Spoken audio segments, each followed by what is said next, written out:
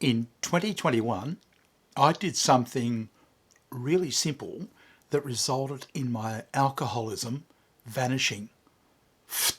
Just like that. For the longest time, I had absolutely no idea what had happened. But recently, I stumbled upon a simplified explanation of self-esteem, which was loosely based on Maslow's theories that explains almost perfectly why it happened. According to this explanation, we have a certain level of self-respect and also a certain level of appreciating factors in our life. The product of these two components generates our self-esteem. Rightly or wrongly, I saw this as a simple equation. Self-respect multiplied by appreciating factors equals self-esteem.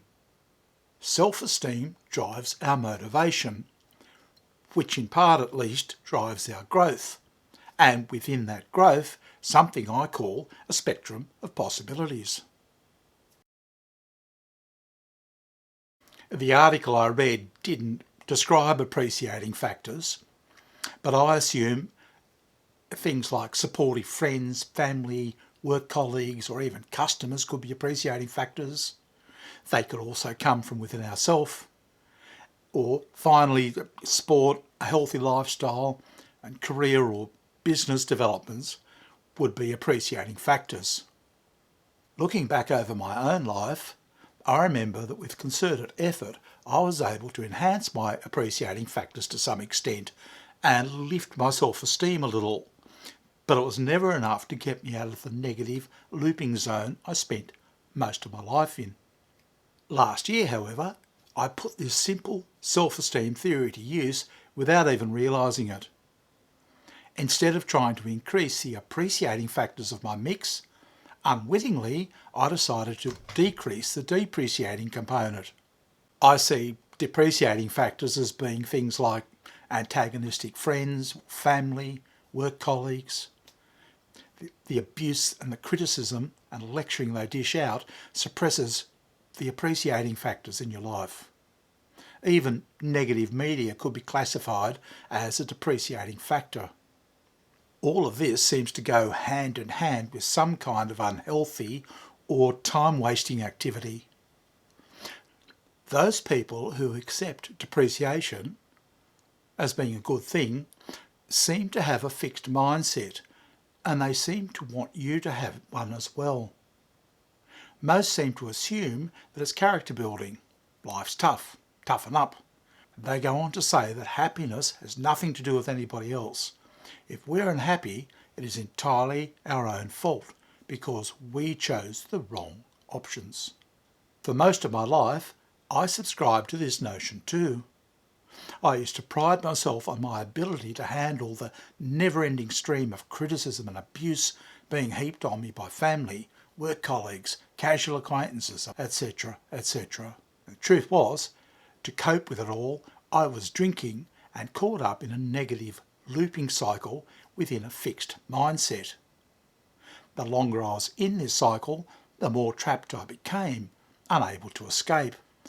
As time went on, I became more and more convinced there was something really wrong with the commonly held beliefs about depreciating factors.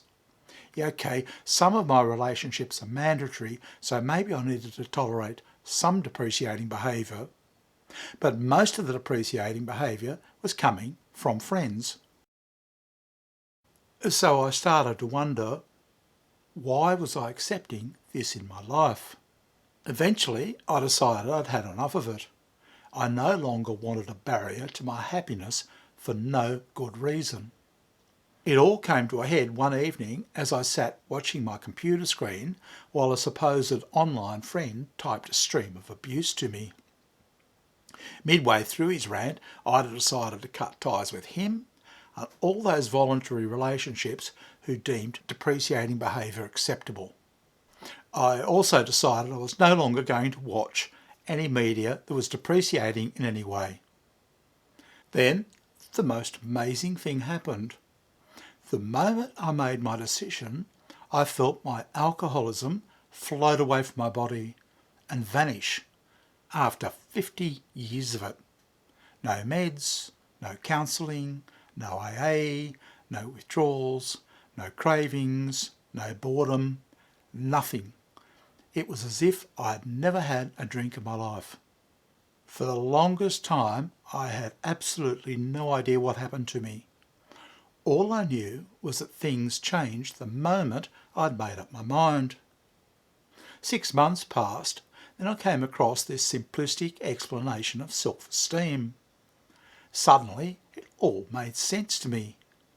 With such a small portion of my mix smiling upon me, it had been impossible to feel happy and good about life.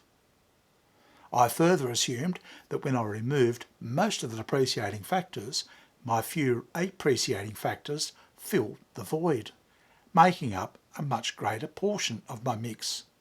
This in turn meant a much greater portion of my mix was smiling on me. So of course I felt happier. Moreover, I was resolute in my decision to no longer accept depreciating behaviour.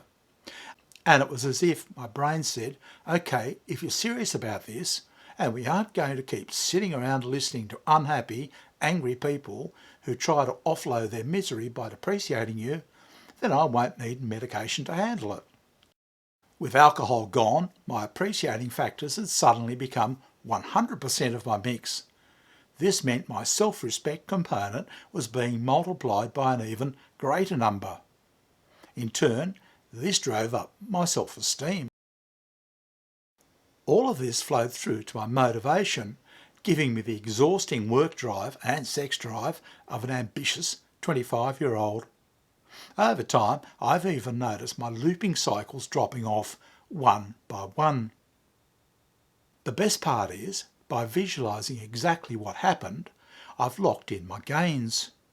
My self-esteem is now so important to me, I dare not risk having another drink, no matter how good the idea sounds. If the idea of buying alcohol does cross my mind, I call an image of this control panel to mind, along with a cautionary inclusion. As far-fetched as it all sounds, this really did happen to me. Before, I would have been the first to admit that I would probably not believe it, had it not happened to me personally.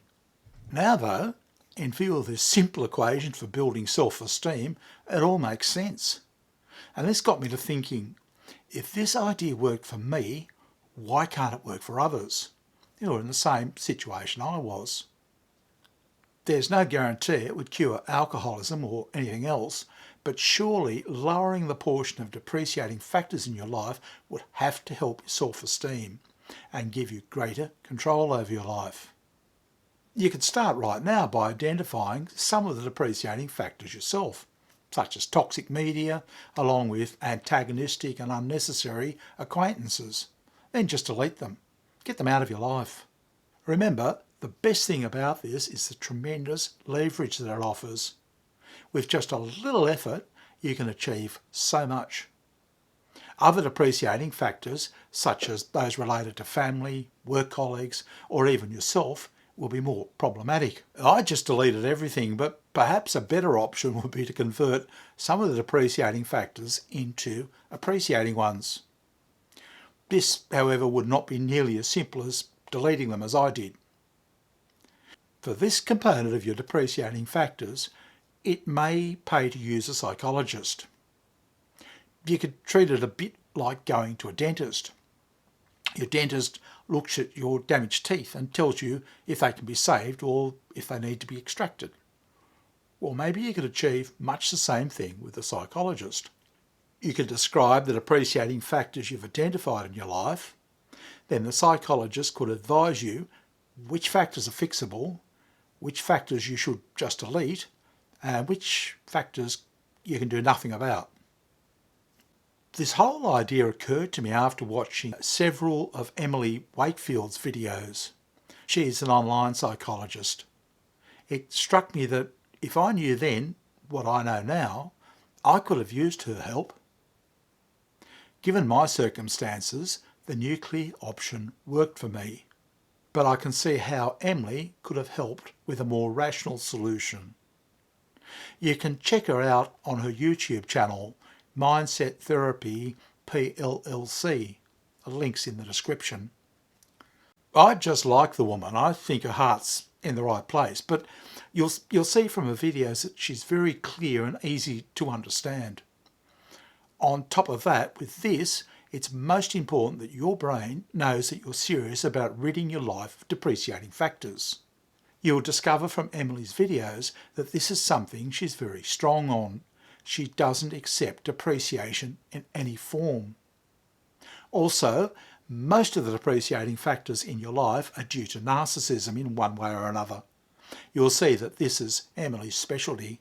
Finally, if you mention this video, she'll know exactly what you're talking about and why you're contacting her.